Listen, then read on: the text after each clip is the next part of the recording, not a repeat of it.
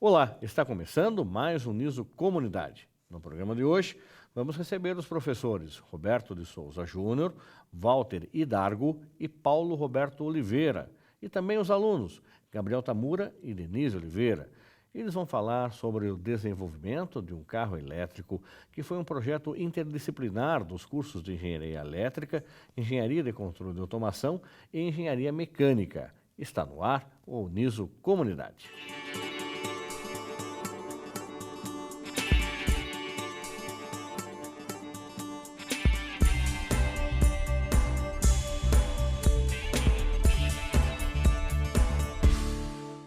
Os alunos do curso de Engenharia Elétrica, Engenharia de Controle de Automação e Engenharia Mecânica desenvolveram o primeiro carro elétrico da Uniso. Para saber mais sobre esse projeto, estamos recebendo nesse bloco os professores Roberto de Souza Júnior e Walter Hidargo. Vou começar pelo professor Roberto, que é o coordenador.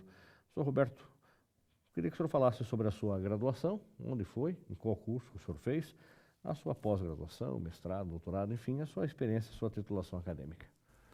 Bom, eu fiz primeiramente Engenharia Mecânica na na USP de São Carlos. Depois fiz também Engenharia Elétrica, também na USP de São Carlos. Fiz o mestrado em Instrumentação Eletrônica Microprocessada e também o doutorado lá na USP de São Carlos em Instrumentação Microprocessada aplicada a processos siderúrgicos, a processos metalúrgicos. Já trabalhei em várias instituições de ensino, na Universidade de São Francisco, na Unimep e agora estou aqui na Uniso. O senhor é de Sorocaba mesmo, professor? Não, estou atualmente residindo em Campinas. Campinas. E vem para a Uniso só para ministrar aula, então? Sim, e para a coordenação dos cursos. Tá. Professor Walter, da mesma forma, gostaria que o senhor falasse um pouco da sua titulação acadêmica, da sua graduação e da sua experiência profissional enquanto engenheiro. Bom, eu comecei minha graduação em Engenharia Química na Unicamp, me formei. Depois eu fui trabalhar no Votorantim, eu comecei a trabalhar com a parte de controle de processos, instrumentação industrial e resolvi estudar Engenharia Elétrica. Aí eu fiz Engenharia Elétrica na Facens, me formei e comecei a lecionar lá mesmo, na Facens. Alguns anos depois eu resolvi mudar de área e fiz Direito aqui na FAD Sorocaba. Me formei em Direito, passei no exame da OAB, comecei a advogar, fiz pós-graduação em Direito Constitucional, depois um LLM em Direito Corporativo e sempre trabalhando também com educação. Então, com educação eu trabalhei com ensino médio, com colégio técnico, com cursinho, com faculdade. Na verdade, acho que quase tudo que existe nessa área eu trabalhei. E sempre fazendo advocacia em paralelo com a engenharia. Eu tenho uma empresa de engenharia minha que eu trabalho na parte de consultoria. Um tempo atrás, aqui, uns anos atrás, eu estava trabalhando numa empresa muito grande, tinha um projeto interessante lá, e eu levei esse projeto para a Unicamp e comecei a voltei a fazer o mestrado, só que na Engenharia Mecânica, que nós estou finalizando esse ano. E é isso, quer dizer, a parte profissional sempre foi a educação em paralelo com as outras atividades. Mas hoje o senhor mantém as duas atividades, como advogado e como engenheiro? A advocacia toma mais tempo, né? A engenharia eu pego alguns projetos e algumas consultorias que me interessarem, mas o dia a dia é mais advocacia. Atualmente o senhor está ministrando aula só na Uniso ou também em outra instituição? Só na Uniso. Muito bem. E como é que nasceu, professor Roberto, esse projeto que a gente pode chamar de multidisciplinar, que é do carrinho elétrico ou o nome técnico que o senhor queira explicar para quem está nos acompanhando agora? Tudo nasceu da implementação de uma nova filosofia nos cursos, tanto da Engenharia de Controle de Automação quanto na Engenharia Elétrica, que é o desenvolvimento de projetos em todas as disciplinas. Com esse desenvolvimento de projetos se pode utilizar as metodologias ativas e também se percebe que o aluno tem um melhor aproveitamento tanto no seu aprendizado quanto na sua vida profissional. Então foi solicitado a todos os professores dos cursos de Elétrica e Controle de Automação que desenvolvessem projetos em todas as disciplinas, mesmo naquelas disciplinas em que tem mais do que um curso, como nessa, por exemplo, que é Elementos de Máquinas, que tem os alunos da Controle de Automação e os alunos de Engenharia Mecânica. Então, tudo nasceu de uma proposta de desenvolvimento de projetos em todas as disciplinas dos nossos cursos. E aí, professor Walter, como é que caiu no seu colo aí essa proposta da coordenação e qual foi a sua responsabilidade enquanto docente da disciplina para fazer o projeto sair da ideia ir para o papel, e do papel, o que nasce primeiro? A ideia, nasce o papel, e aí a execução propriamente dita. Então, eu sempre gostei de trabalhar com projetos, né?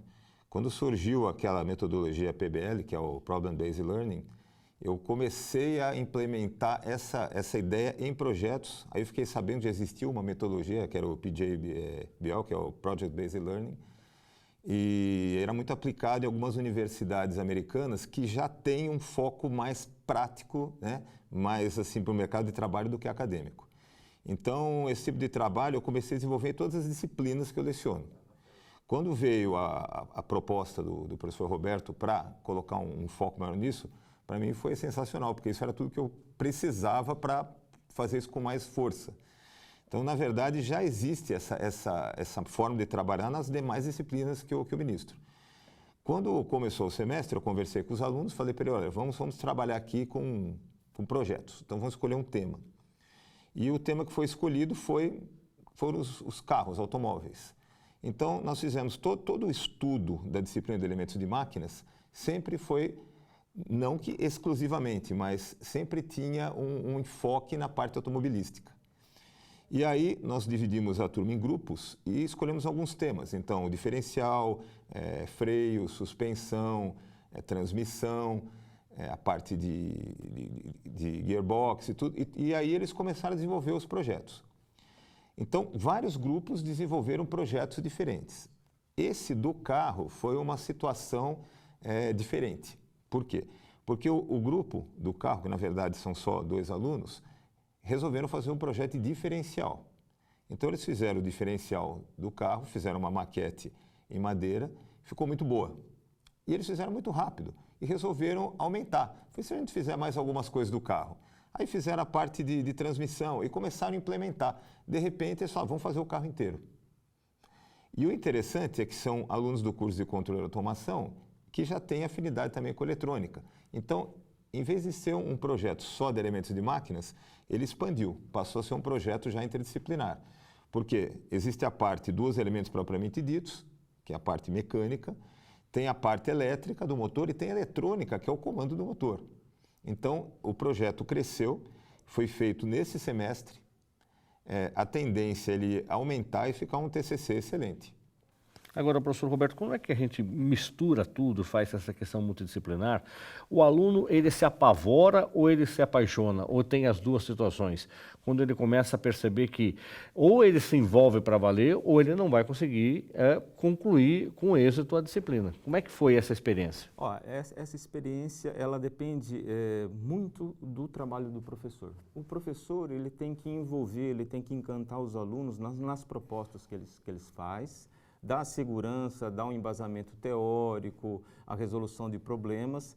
Dessa forma, os alunos eles se encantam com a disciplina, tá? E conseguem conduzir ela numa vertente boa, tranquila. Tanto que esses alunos que estamos citando, eles foram muito além do que o esperado. Ou seja, eles se entusiasmaram tanto com o projeto que foram muito além daquilo que era esperado na disciplina. Agora, professor Walter, quando a gente fala de carro elétrico, que é o caso desse que a gente viu, a gente tem até umas imagens do carro em movimento, tem algumas estruturas do carro, eles foram produzidas todas na universidade? Na verdade, eles fizeram isso em casa. Na própria casa? Casa, é assim. Eles já tinham uma oficininha, né, com um ferramental razoável e desenvolveram tudo em casa. As peças que eles não conseguiram fazer em casa, eles compraram. E aí, quanto custa um projeto dessa natureza hoje? Eles calcularam já? Sim, que eu me lembre, mas depois eles podem até explicar melhor para você, que eu me lembre, ficou em torno de R$2.000 um trabalho desse. Isso só de peças, né, sem considerar as horas de trabalho, porque tem muita coisa que eles mesmos fizeram. Então, se fosse levar isso, vamos supor, se fosse fazer um orçamento para um projeto mesmo, e nesse orçamento tivesse embutido custo de peças, mão de obra técnica, mão de obra de engenharia, administração do projeto, seria um trabalho pelo menos para R$10.000. Agora, professor Roberto, quando a gente vê um trabalho concluído como esse, funcionando, andando, qual é a importância disso para a comunidade acadêmica? Ou seja, não é mais fácil a gente comprar um carrinho pronto? Ou o que eu ganho com isso de eu fazer um carrinho dessa natureza, se existem outros tantos carrinhos elétricos por aí? O principal objetivo é o aprendizado do aluno e a preparação desse aluno para a vida profissional que ele vai ter, tanto na resolução de problemas, no aprimoramento do seu conhecimento teórico. E também ele é muito importante como elemento de motivação para os alunos que estão ingressando no curso, né? Então, os alunos que estão ingressando no curso, vê que os alunos lá já do 5º, 6º semestre conseguem desenvolver projetos desse nível, eles se motivam mais, eles vão trabalhar melhor e estudar um pouco mais em relação à vida profissional. Então, a tendência é que, de repente, a cada semestre, o projeto ele vai crescendo, eu brinquei até no pátio, quando eu estava fazendo a gravação, eu quero ver um carro de Fórmula 1. Se não chegarmos a um carro de Fórmula 1, mas podemos chegar a um carro de verdade, vamos chamar assim. Carro de verdade. Inclusive, a gente estava conversando, eu, o professor Idargo e os alunos, de talvez um aprimoramento, um upgrade desse projeto, a gente ter energia solar associada, um teto de placas solares e ele funcionar com energia solar. Talvez seja o próximo passo desse projeto. Então, esse projeto, na verdade, ele vai ter continuidade ao longo da vida acadêmica dos alunos.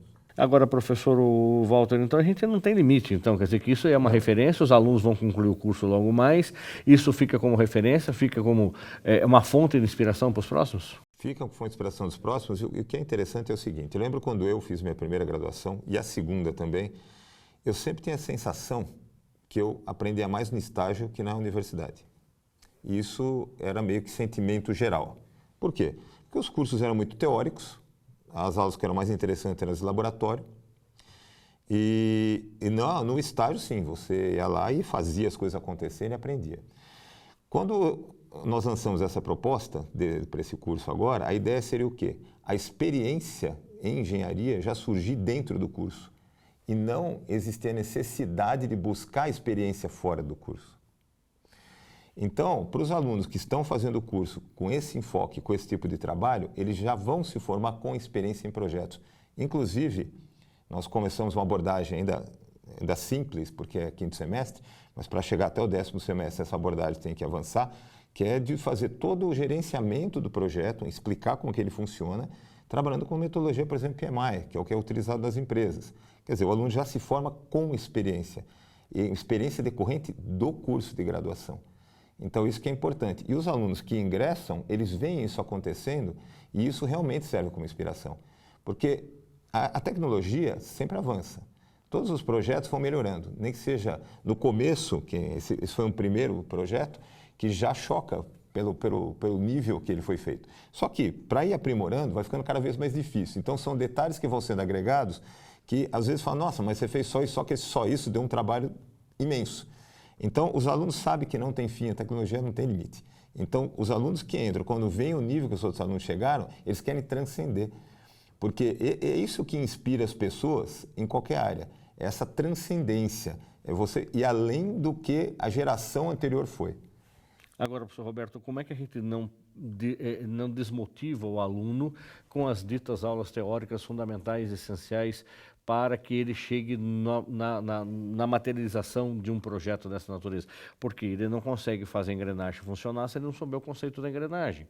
Quer dizer que aí vem a teoria. Como é que a gente faz a teoria ser gostosa? Como é que lá na engenharia, com essa experiência do professor Walter, que isso é em todos os cursos aqui em comunicação aí, o aluno chega aqui, ele já quer sentar na frente da câmera e já sair falando. Daí ele vê o desespero a hora que acende a luz vermelha e fala assim, o que eu vou falar? Entendeu? Aí você não tem conceituação, você não tem o repertório, né? Que aí a gente volta e começa a explicar para ele a necessidade das aulas ditas teóricas.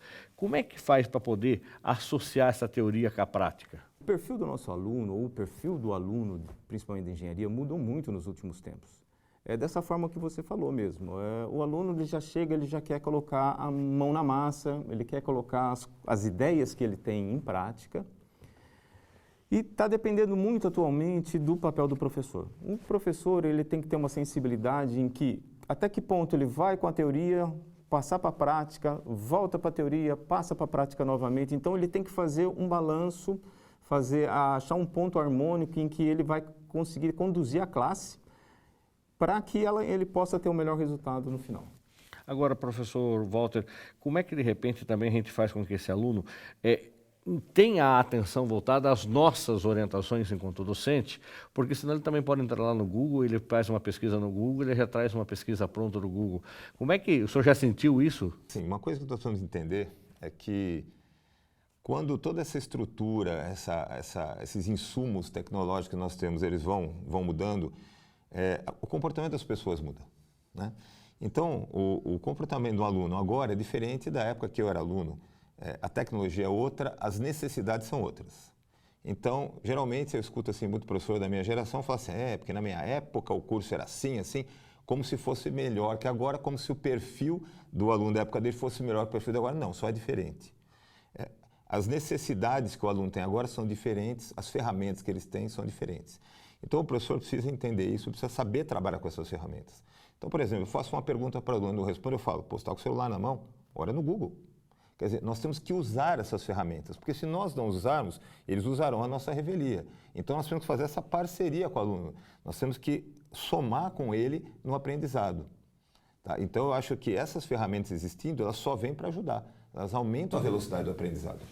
Aí, professor Roberto, existem situações, acredito que o senhor já... o senhor está com quantos anos?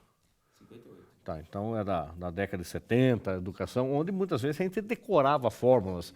Hoje, ainda na engenharia, que é fundamental, a matemática, se decora fórmulas ou se entende a aplicabilidade dessa fórmula? Em algumas áreas da engenharia ainda é necessário algumas memorizações, mas isso é facilmente contornado pela aplicação.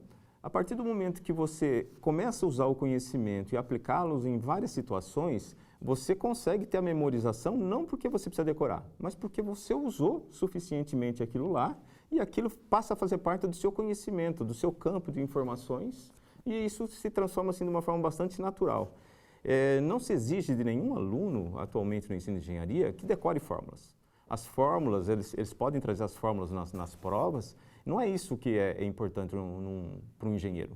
O engenheiro ele tem que saber resolver problemas com todas as ferramentas que estão à disposição, tá? Inclusive como o professor Idargo citou, eles podem usar o Google, podem usar qualquer outra fonte de informação. O que a gente quer com os nossos alunos é que a gente vá além desses sistemas, que a gente use tudo que está disponível e que vá além.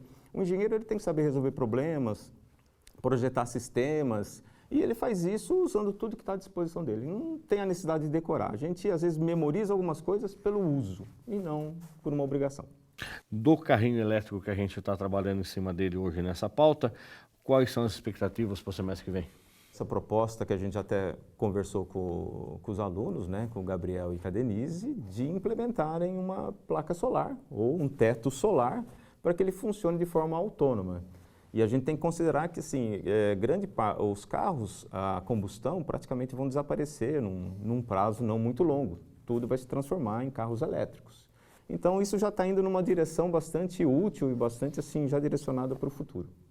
E o senhor, professor Walter, também espera que esse projeto dê uma origem a outros tantos, além desse carrinho, que outros alunos veem, daqui a pouco a gente está projetando um foguete, hein? Eu acho que potencial nós temos.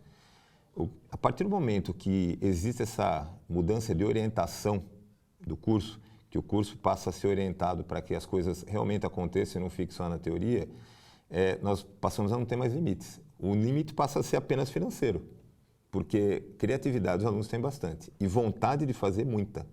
Professor Walter, para a gente encerrar, eu gostaria que o senhor disponibilizasse o seu e-mail de contato institucional para quem está nos acompanhando, queira saber um pouco mais, quero fazer engenharia, quero bater um papo com o senhor a respeito aí de projetos futuros. Olha, eu já estou querendo fazer engenharia, mas já estou sonhando em fazer uma máquina do tempo. Será que é viável uma máquina do tempo? Enfim, como é que faz para bater um papo com o senhor?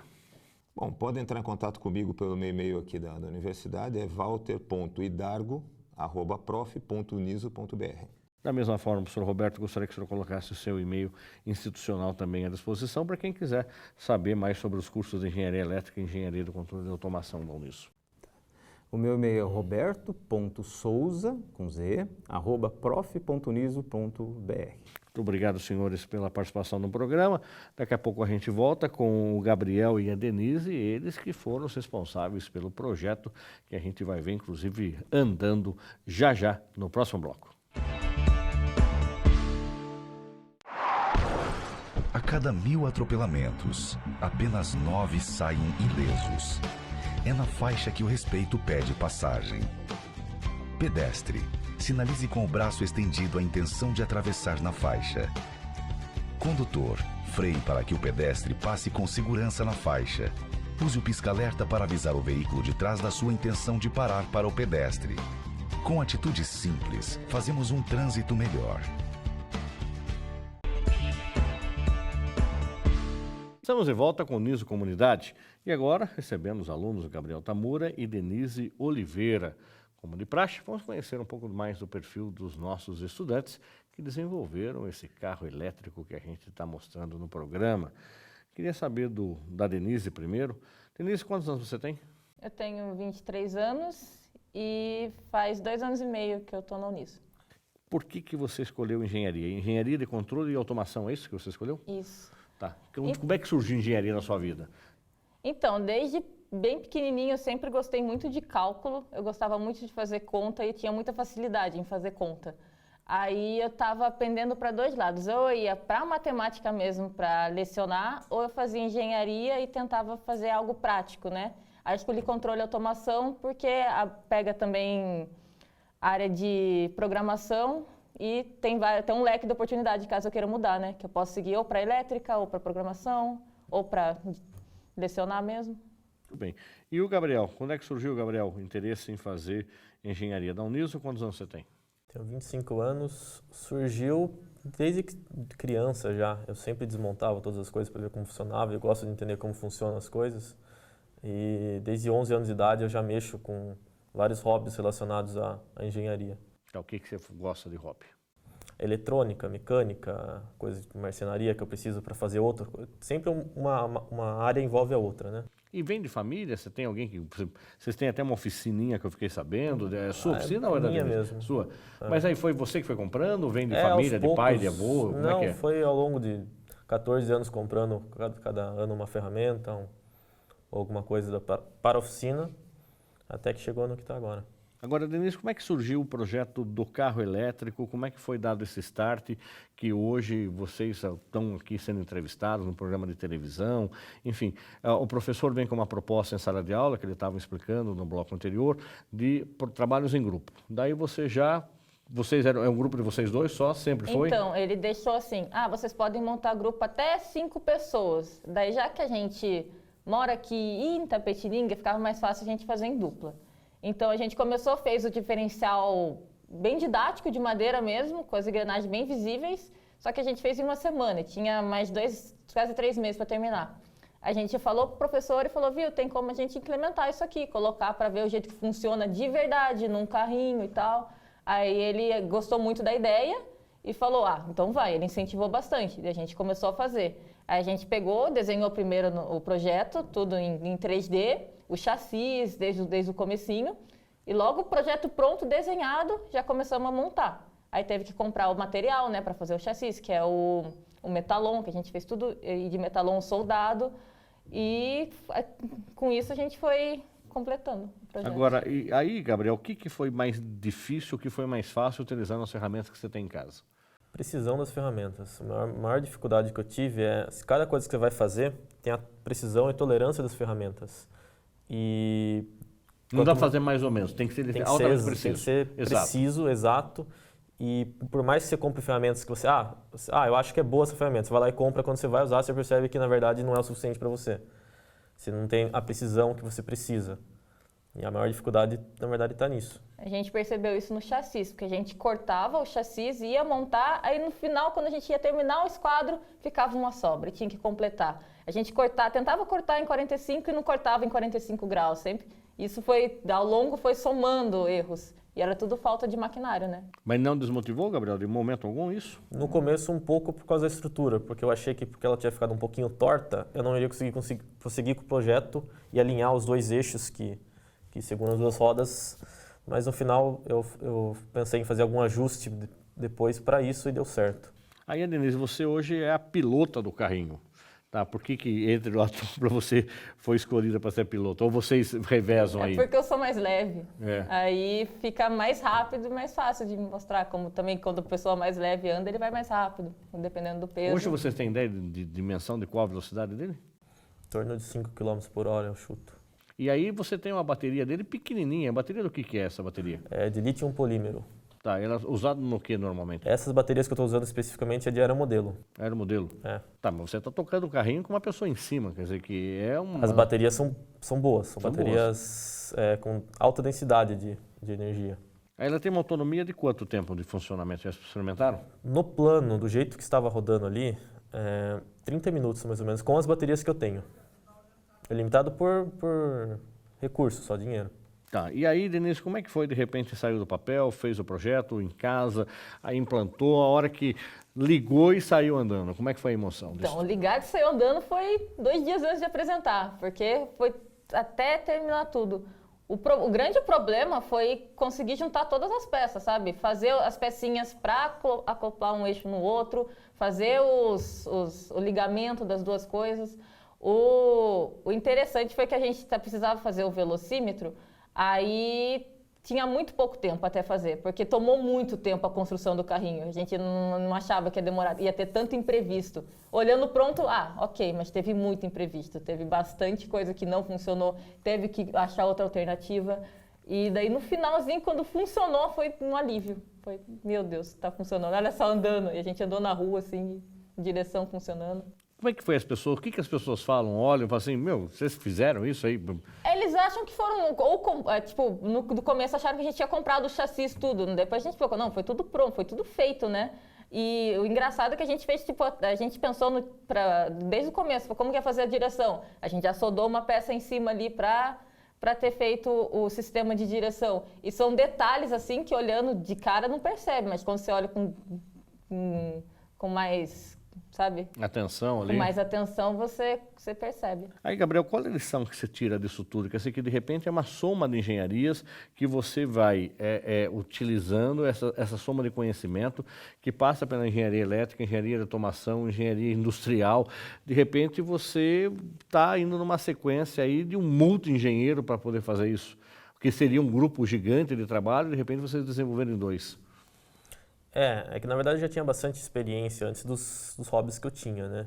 Mas Você mexe com aeromodelismo também? Sim, são muitas engenharias envolvidas ali, muitas áreas, né? E por sorte eu já tinha um pouco de experiência em cada uma, mas ainda assim foi um projeto muito difícil de executar, porque teve muito imprevisto, principalmente por tolerância de máquina mesmo, precisão. Tempo curto. E você, Denise, de repente você não tinha essa experiência? Já tinha algum hobby voltado a isso ou de repente com essa aproximação? Não, foi bem de repente. Nossa, a parte de montagem e desmontagem também, pegar a chave, tirar e voltar, fazer as pecinhas. Em algum momento a questão de você ser mulher foi questionada, mas você vai fazer um carro, entendeu? Você não faz uma outra coisa, alguém brincou, uma piadinha tonta para você? O que mais frequente, assim, que a maioria das pessoas falou, sua participação no carrinho foi só pilotar, né? Aí eu só faço. Ainda tem essa piadinha tosca então? Não, até hoje, assim. Tá. E aí como é que você enfrenta isso? Eu faço assim. Não adianta discutir, não perde tempo. Não tenho paciência. Agora, Denise, a partir desse projeto, que a gente estava até conversando com os professores, eu brinquei com eles, a intenção é, de repente, a gente fazer um foguete. Qual é que lição você tem disso tudo e você está no segundo ano do curso? Isso. Você tem mais 3 anos pela frente. Qual é a sua intenção? É trabalhar em indústria automobilística? É trabalhar numa indústria de produção? É trabalhar com programação? O que você, de repente, está começando a ver lá na frente? O que eu queria mesmo para mim era lecionar, ir para a parte de professor. Ser docente, ser professora? Uhum. Eu queria muito ter essa parte prática para ter a noção, para explicar também, mas eu queria ser professora. E você, Gabriel, que lição está tirando disso tudo e o que está almejando?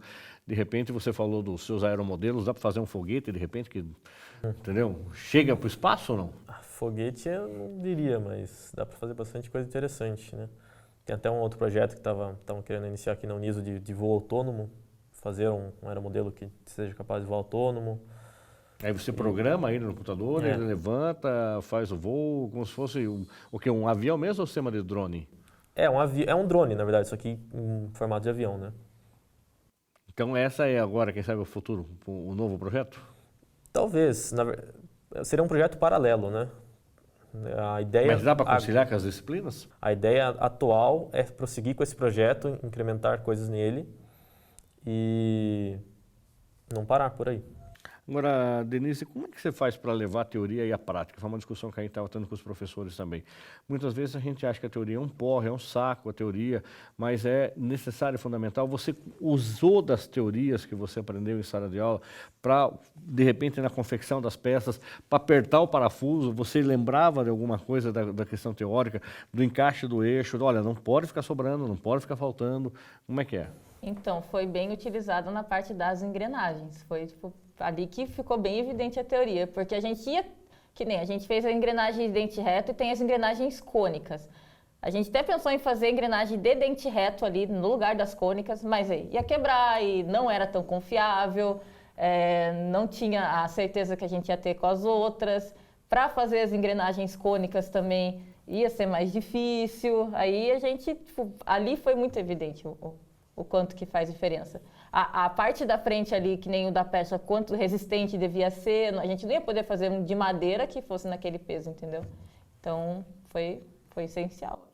E aí o professor evidentou que é a possibilidade de fazer ele ser movido a energia solar. Te empolga nisso? Ah, sim, porque é que assim, esse projeto é bem o comecinho, né? A gente não teve tanto tempo para concluir, mas antes disso era para ter o câmbio, o freio, tudo junto ali. Aí a gente pretende fazer isso ainda. A energia solar seria para poupar as baterias quando tiver sol, porque daí se tivesse um teto solar do final do carrinho até o começo, ele já se sustentaria sem nada.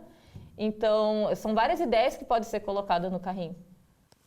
Denise, quem quiser conversar com você a respeito do mercado de trabalho, sobre engenharia, sobre matemática, olha, eu também sou menina, eu gosto disso, eu quero pôr a mão na massa, será que tem mercado para mim? Como é que é o dia a dia da faculdade? Como é que faz para te achar? Tem meu Facebook, que está como Denise Korgiski, com K, e meu e-mail é dkorgiski@gmail.com, demudo. Como é que escreve o Korgiski? Korgiski. Muito bem, então tem as duas opções de achar você. Da mesma forma, Gabriel, quem quiser conversar com você, bater um papo, trocar uma ideia sobre o curso de engenharia da Uniso, saber mais sobre o carrinho, como é que faz para te achar? E-mail, gabrieltamura@hotmail.com. Tá certo. Sucesso para vocês, o canal está aberto, o espaço está aberto, a gente espera vocês aqui com esse carrinho já funcionando, de repente com energia solar e quem sabe ele de forma autônoma logo mais aqui para frente para a gente apresentar outra vez no programa. Combinado? Então tá bom. Nós vamos para um rápido intervalo e voltamos já. Não saia daí.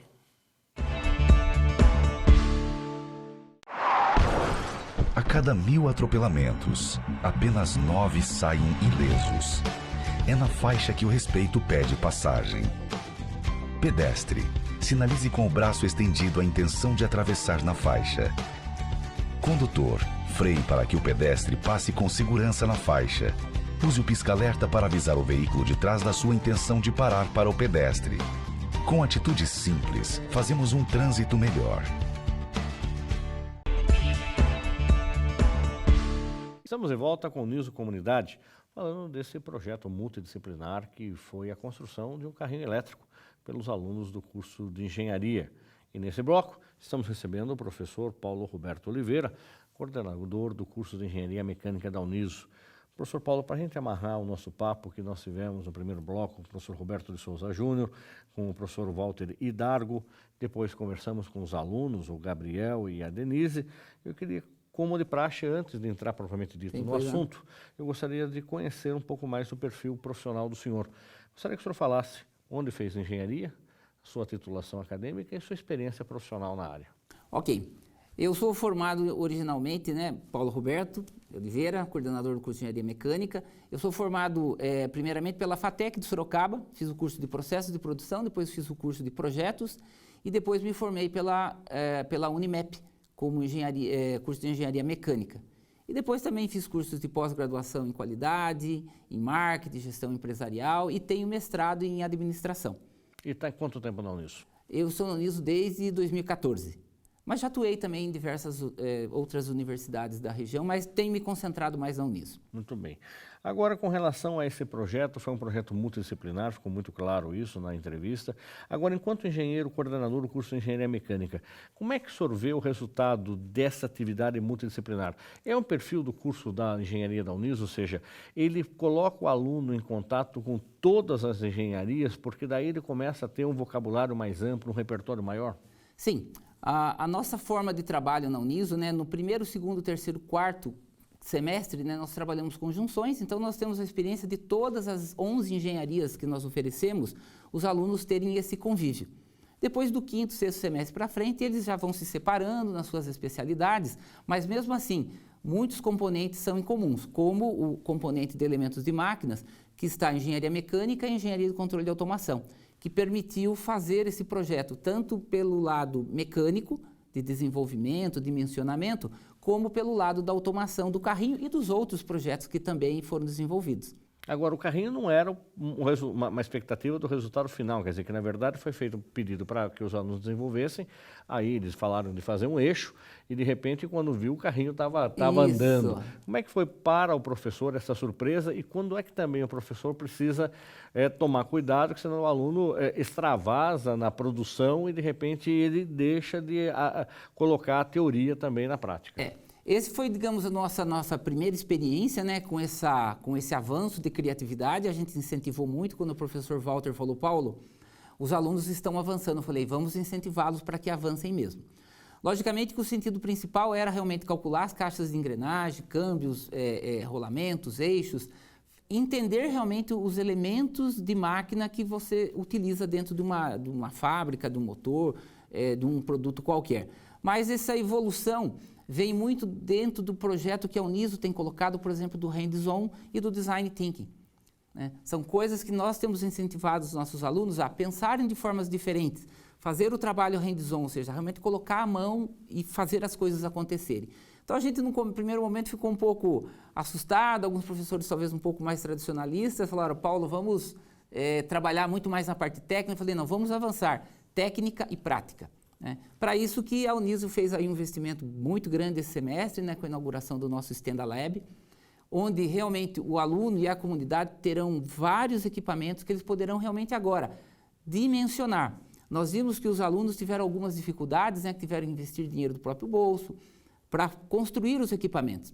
Então, com o nosso Stenda Lab, mais a nosso Stenda Agency, que vai também fomentar, incentivar novos projetos, para que as 11 engenharias realmente se integrem e nós consigamos criar muitos outros projetos. Por exemplo, nós temos na engenharia mecânica um viés de indústria automotiva, né? A região carece desse profissional.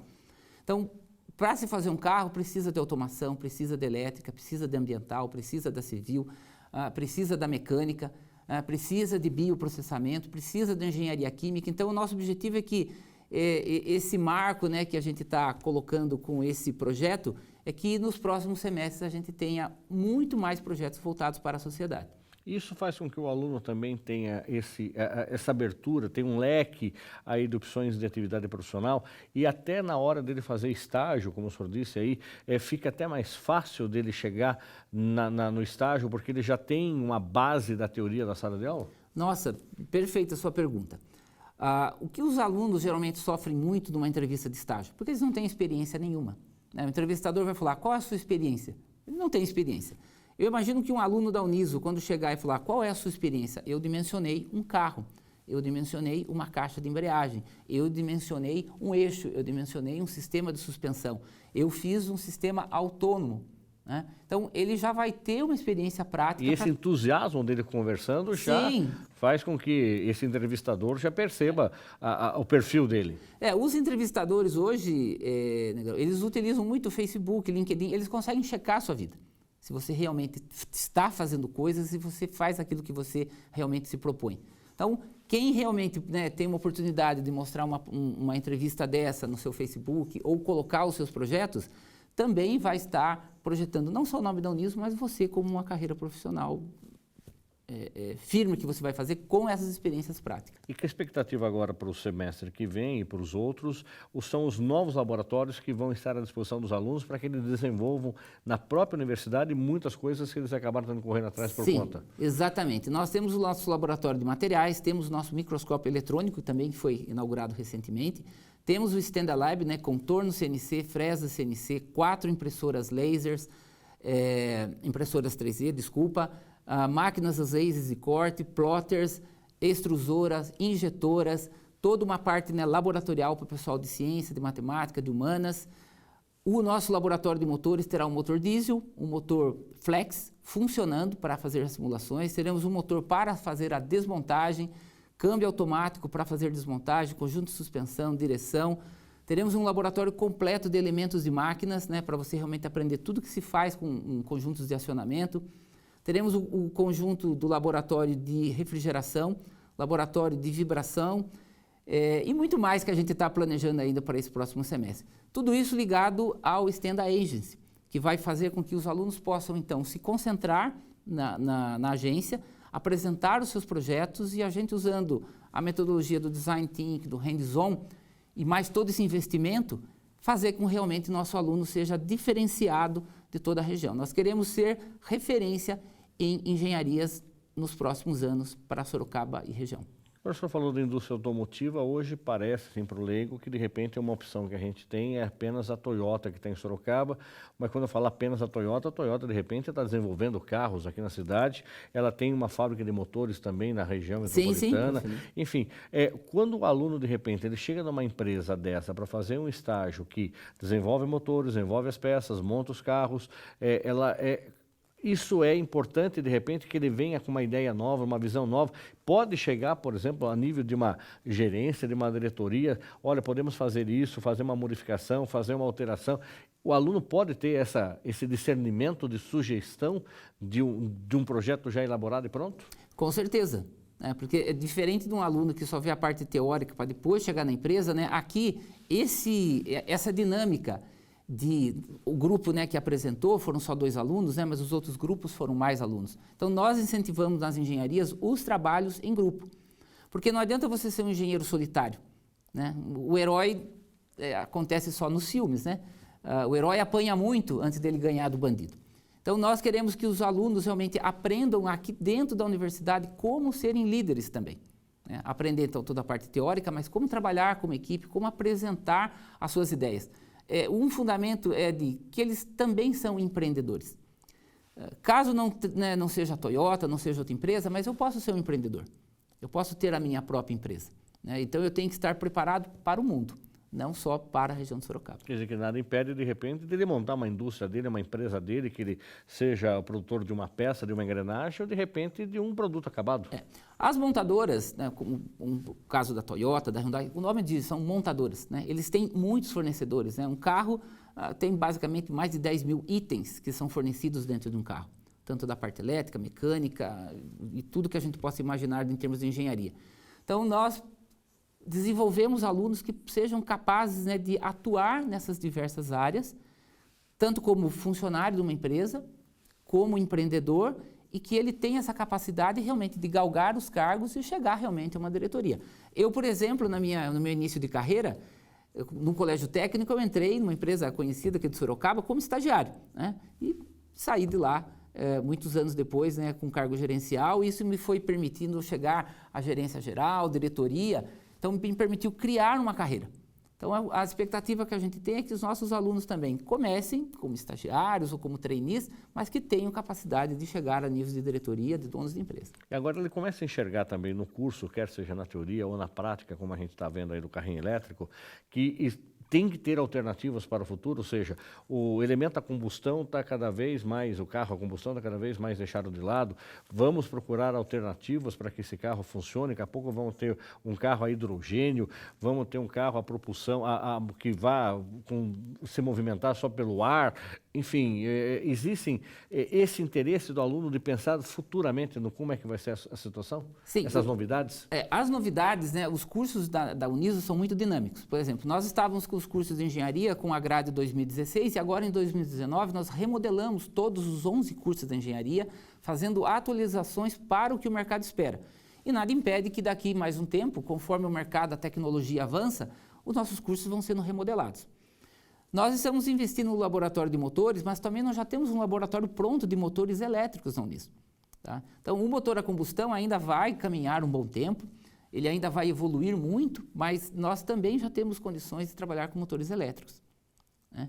E fazendo a junção com o pessoal da engenharia ambiental, uma coisa que eu sempre discuto com o professor Antônio Carlos, é que a gente discute e fala, Paulo, né, os caminhões, os ônibus vão sumir. Não, as pessoas vão precisar se transportar de alguma forma, nem que seja por um teletransporte, né, lá do Capitão Kirk da Enterprise, sim. Né, vamos nos teleportar. De alguma forma nós vamos nos movimentar. E cabe às engenharias definirem como fazer isso. O aluno vem com essa visão até futurística de filmes, de ações. Hoje, principalmente a geração Netflix, aí que tem uma gama gigante de opções de filmes futuristas. Ele vem com uma ideia, ele conversa com o senhor vai ter que falar, mãe, eu também não assisti esse filme, deixa eu assistir para ver o que é. Tem isso, não? Ele chega a alguma coisa assim, visionária. Não tão saudosista como nós, né, com o Capitão Kirk, com o teletransporte, com o Spock, etc. Mas a gente vê que muita coisa daquela época está se materializando hoje. Hoje eles vivem outra realidade, né? Eles vivem... As coisas vêm muito mais prontas para os alunos. Isso é uma das dificuldades que a gente sente com os professores do primeiro, segundo, terceiro e quarto ciclos, que são as matérias básicas, né? Então, eles realmente sofrem um pouco, porque os alunos... Hoje, o pessoal vem, parafraseando a professora de psicologia, né, que a gente tem muita geração delivery. Então, as coisas estão muito prontas para as pessoas. Eu não preciso calcular, eu tenho uma máquina que faz tudo sozinha. Um engenheiro... ele tem que estar ciente que ele que vai projetar aquela máquina e ele é que vai dizer para a máquina como que ela faz aquela peça. Então, ele realmente precisa de todo um fundamento teórico básico, mas precisa do desafio, né? O que vem pela frente, como que a gente vai estar dimensionando, que desejos a população tem, porque a função do engenheiro é facilitar a vida das pessoas através do quê? Dos recursos naturais. Tudo que nós temos aqui nessa sala saiu de algum recurso natural. Então, o engenheiro ele tem, né, engenharia de materiais, nós temos esse curso na Uniso. Então, como que eu transformo os materiais? Como que eu desenvolvo tecnologias? Então, o engenheiro ele tem que estar atento ao que as pessoas desejam, o que as pessoas querem e como com a ciência eu vou fazer isso e como que eu faço com a tecnologia. E aí vem os nossos amigos de engenharia da produção, né? Como que eu transformo tudo isso em quantidade e produtividade para atender as pessoas no menor preço possível. Aí o senhor falou até da engenharia ambiental, quer dizer que também tem uma preocupação com o meio ambiente, quer dizer que eu posso fazer, mas eu tenho que ver quanto isso não vai afetar o meio ambiente, quanto a produção disso não vai poluir, quanto que isso, de repente, pronto, como é que eu faço para ter um descarte desse material, tá? Esse material ele vai ser reciclável ou não, em que ponto, que nós estamos vendo, infelizmente, pilhas e pilhas de carros hoje abandonados nas ruas, tá? Que ninguém sabe para que serve, porque o proprietário do veículo ainda existe, ou se não existe, morreu, largou o carro na rua, esse carro vai virar o quê? Enfim, existe essa preocupação do retorno desse material? Sim. Eu vou enxergar lá na frente também, olha, isso aqui é plástico, então esse plástico pode ser reciclado. Isso aqui é madeira, madeira pode ser reciclada. Isso aqui, enfim, existe toda essa preocupação hoje? Na indústria automotiva existe essa preocupação, né, pelas próprias certificações, então as peças já vêm tipadas, né, e com a destinação. Nas outras engenharias, vamos pensar em engenharia civil, né? Então, a engenharia civil tem muito resto de material. A própria engenharia mecânica trabalha muito com, né, cavacos, né, tira materiais de um bloco maior. E como que a gente precisa processar tudo isso? Quase todas as máquinas trabalham com algum tipo de óleo lubrificante. Como é que a gente destina todo esse óleo lubrificante? E você falou muito bem, o que a gente faz com as máquinas quando elas ficam velhas? Né? Que tipo de destinação a gente precisa dar a essas máquinas? Nas engenharias do passado, talvez isso não fosse uma grande preocupação, mas hoje precisa. Então, eu já tenho que projetar os equipamentos, sabendo, quando ele terminar a vida útil, o que a gente vai fazer com ele? Que tipo de processamento a gente dá para ele? Hoje, então, isso é recomendado e importante e fundamental. Não é assim, porque o equipamento antigo, aquele que era bom, porque durava a vida inteira. Sim. Não. Hoje, o ciclo de vida do produto é muito curto. Então, um produto, quando você dimensiona, ele vai ter um ciclo de 1, 2, 3, 4, 5 anos, né? Às vezes, muito menos do que isso. Não vai chegar um momento, professor, já no Brasil, que o descarte é necessário e fundamental, porque o custo para manutenção vai ficar mais alto? Isso já é uma tendência, né? Que a gente fala os produtos já são projetados para serem descartados. Então eu tenho que ficar claro de que a televisão que eu comprei na minha casa para assistir a última Copa, não necessariamente ela vai chegar até a próxima. Não, não vai. E se eu for mandar consertar, de repente não vai compensar. Não vai compensar, e pense bem, o consumo de energia. Todos os equipamentos hoje têm que sair com certificado de redução de consumo de energia. Então aquela lá de 4 anos, ela consumiu uma energia que a Se você nova vai não lá, vai né, ser. na casa da sua mãe, da sua avó, da sua tia, tem Já aquela teve de geladeira tubo. Consul, né, antiga. Aquela que abria com força essa para que abrir. é boa, pesada, Tá. etc. Ela consome 5, 6, 10 vezes mais energia do que uma geladeira convencional, nova hoje. Então, o engenheiro, a engenheira, né, tem que estar pensando realmente, né, tem que projetar um produto, uma coisa que tenha uma destinação e que tenha o menor consumo possível. Agora, e o descarte, professor? Onde está sendo responsabilizado? De quem é essa responsabilidade do descarte? Eu falei do carro, mas aí vem lá em casa essa semana estragou a máquina de fazer pão. Tá? E aí a gente vai ver, olha, uma máquina para fazer pão custa R$300. Quanto é que vai custar? Aonde eu vou primeiro? Quem é que conserta a máquina de fazer pão? Tá? E aí, esse descarte, agora eu pego esse equipamento, faço o que com ele? Eu ponho no saco de lixo e o lixeiro leva? A grande parte faz isso. O que eu faço? Hoje, infelizmente, né, isso depende de políticas, né, governamentais, municipais. Então, realmente um grande problema. E não deixa de ser um grande veio, um grande filão para os engenheiros pensarem, né, como a gente pode processar esses equipamentos, como fazer essa coleta. Eu vou dar um exemplo pessoal na minha casa. O saco de lixo orgânico mesmo é um saquinho desse tamanho. Sim, para cada vez menor. O saco de embalagem, etc., que a cooperativa passa lá no nosso condomínio retirar, são sacos realmente grandes, né? Mas eu, sinceramente, não sei, depois que ele vai para a cooperativa, como realmente lá na cooperativa eles estão processando. Então, é um gancho legal para o pessoal da ambiental, a gente fazer um trabalho em conjunto lá com esse pessoal de como, né, a gente, como o NISO pode devolver isso para a sociedade através de um projeto, de alguma coisa que possa ajudá-los. Agora a gente está falando de carro, enfim, o carro vai ter vida útil também? Vai ser mais barato, de repente, a gente descartar o carro? Já existem países que descartam carros hoje? Sim. Tá? Os carros, por legislação em diversos países, eles não podem rodar mais do que 5, 10 anos. Né? No Brasil, a gente vê Opala, Kombi, Fusca rodando, né? Mas em muitos países o carro ele já tem um determinado vida útil que ele precisa realmente ser descartado para assumir um modelo mais novo. Mas, de novo, né, depende de políticas para que isso seja executado e seja desenvolvido. Estamos longe no Brasil de ter políticas dessa natureza? Eu creio que um pouco longe ainda. Né? A gente está ainda muito inicial nos carros elétricos, né? O próprio GNV, que seria um combustível um pouco mais limpo, a gente ainda vê muita dificuldade.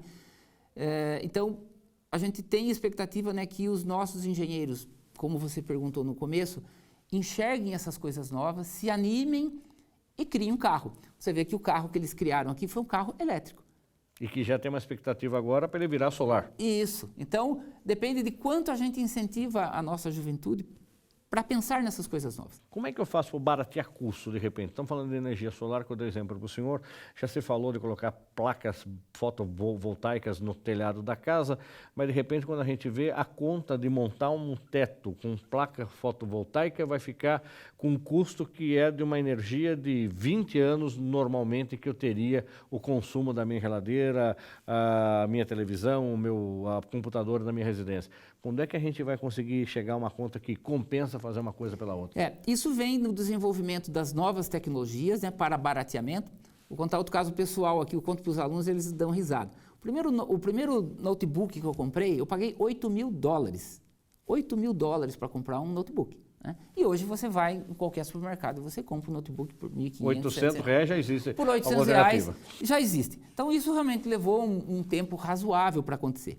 A energia fotovoltaica está chegando no Brasil aqui, né, com a Canadian instalando, mas a gente ainda depende muito de importação, de políticas para que isso aconteça, mas vai acontecer. Né? Quem imaginou coisas do passado que não iriam acontecer, o próprio efeito do carro. Né? Quando na segunda revolução industrial a gente veio com a questão dos carros, né? Imagine, né, que Nova York tinha 5 milhões de cavalos. Morria cavalo todo dia, tinha que limpar cocô de cavalo todo dia, né? E o carro veio e as pessoas imaginavam que nunca iam ser substituídos. E hoje a gente vê que animal é só para diversão, é só para esportes, né? Você não tem mais animal puxando carroça dentro da cidade. Não deveria, pelo menos, né? Não deveria. Pelo menos Sorocaba quase que a gente não vê. Então essas novas tecnologias virão como? As coisas mudam de lugar. Se falou-se muito que as rádios iriam sumir com o advento da internet, etc. E o que a gente viu? As rádios se adaptaram aqui mesmo, a Sim, gente ela se tá- adaptou. hoje o rádio tem imagem. Então, houve uma adaptação, por quê? Porque mudou a tecnologia. Então, a questão da energia, dos sistemas de transporte, etc., também vai ter uma adaptação. Qual que é a nossa função como universidade, né? Pensando aqui na missão da Uniso, de a gente realmente compartilhar conhecimento para a sociedade, criar realmente essa integração. É que nós sejamos os agentes de mudança, que nós consigamos colocar na cabeça desses jovens e dos nossos professores, a Uniso ajuda muito isso com a atualização dos professores, mestrado, doutorado, que eles são os agentes da mudança. Nós não vamos viver o passado, nós vamos viver o futuro. Então, cabe a nós decidirmos o futuro que nós queremos e a universidade está aqui para ajudá-los. Tá certo. Professor, quem quiser bater um papo com o senhor, a gente pede que deixe um e-mail institucional para que as pessoas possam entrar em contato, querem saber um pouco mais sobre engenharia mecânica, sobre o projeto multidisciplinar ou sobre um pouco mais do nosso papo aqui do programa. Então, vocês podem, né, é mais fácil vocês acharem paulo.roberto@profuniso. Tá? @prof.uniso.br. Isso, .uniso.br, que é o meio mais fácil de estar me achando. E eu convido todos aí da sociedade que venham visitar, a nossa universidade é comunitária, é aberta, né? Venham, os alunos tragam seus pais para conhecer a universidade, para saber onde vocês passam a maior parte do tempo e que a gente tenha aí um segundo semestre mais cheio de sucesso, com muito mais projetos para apresentar no final do ano. Com certeza. Muito obrigado, professor Paulo. Sucesso para o senhor. Ok, eu que agradeço. Obrigado a todos. O programa Uniso Comunidade fica por aqui. Para entrar em contato com a nossa produção, basta acessar o Facebook, Uniso Comunidade. Caso você queira rever esse e outros programas, visite o nosso canal no YouTube, é TV Uniso. Até o próximo programa. Até lá!